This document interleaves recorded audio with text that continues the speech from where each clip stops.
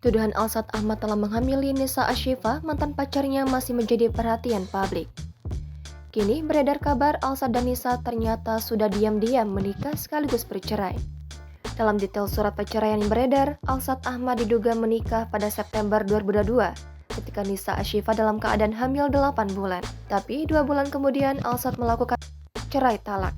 Melansir Twitter @tanyakanrl, beredar foto sidang perceraian diduga Alsat Ahmad dan Nisa Ashifa.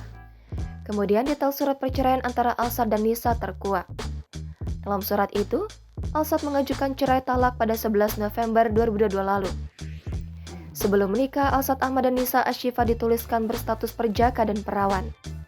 Tapi ketika menikah pada 30 September 2022 lalu, Nisa dalam keadaan tengah hamil sekitar 8 bulan. Kemudian kehamilan Nisa Ashifa dituliskan sebagai akibat hubungan terlarang yang dilakukannya dengan Alsat Ahmad.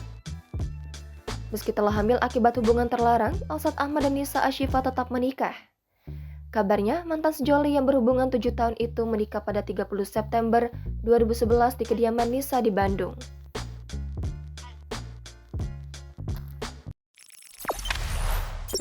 Jangan lupa subscribe, share, komen, dan like ya!